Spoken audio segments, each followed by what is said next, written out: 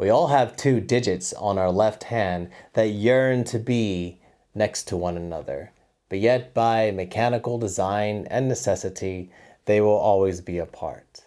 I'm talking about the second finger and thumb.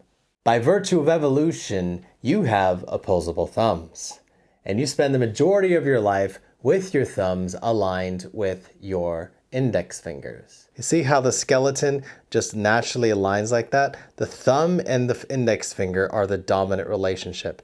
But cello requires us to do something different. Cello requires us to change this and make the dominant relationship in the hand between the second finger.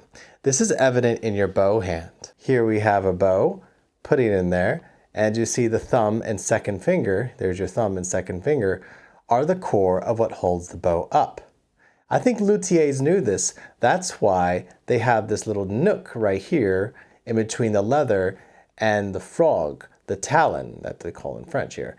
And this holds the thumb into place and the second finger along with that. Yet the same is not true for the left hand. For in every position we have along the neck, half position, first position, second, third, upper third, here.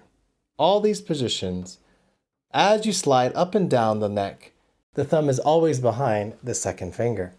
And when you do this, you are ensuring that you will be in tune even before you play a single note. You must remember that the cello is nothing like playing the violin, viola, or guitar, where the neck rests gently in the palm.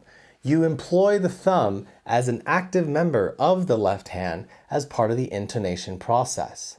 And so today, I'm going to teach you the 3 of my mantras that I share with my studio, and now I will share with you, and to make you understand and appreciate and hopefully embrace the strength and the importance of the second finger and thumb relationship. I learned, I play, and I teach cello by this first mantra. Control the thumb, control the hand. Every beginner should employ strict usage of this technique. Be consciously aware of it at all times. Whenever you place your thumb on the neck, make sure that it aligns with your second finger in every single position on every single string. In my scale exercise book, you will find that you will start shifting in between positions by the second exercise. So it's a very good technique to get into control. Which brings me to my second mantra. When you shift, you lead the hand by leading the thumb. I will show you. Here I am in first position. Now I'm going to lead the hand by leading the thumb. So I'm going to take the thumb, release the fingers, and shift up into second position. And there we have the hand still in tune because I have maintained the strong relationship between the second finger and thumb.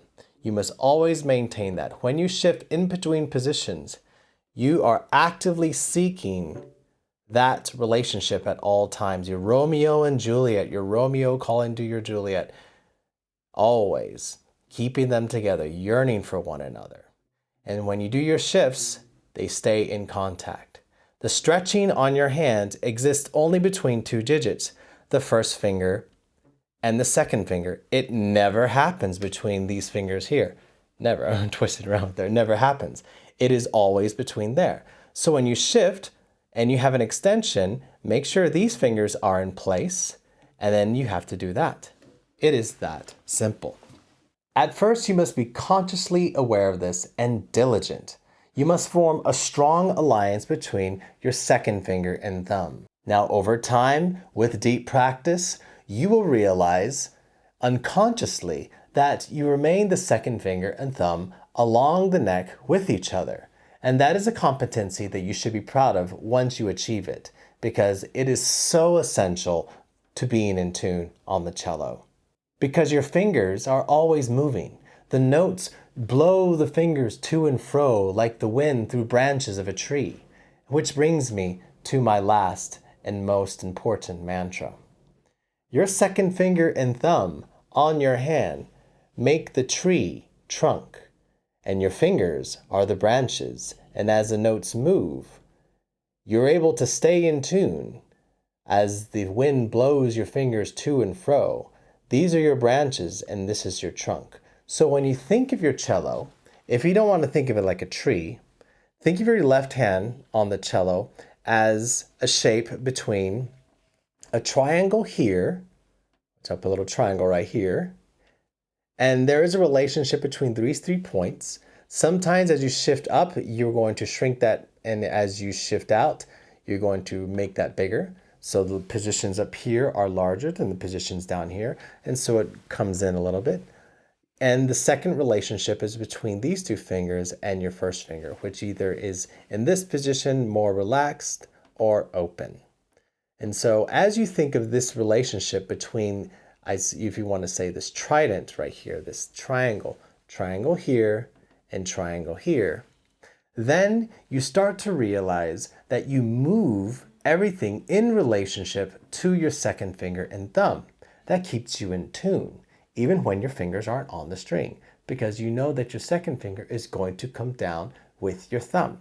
And all you have to do is remember the spaces, not the places, of the fingers.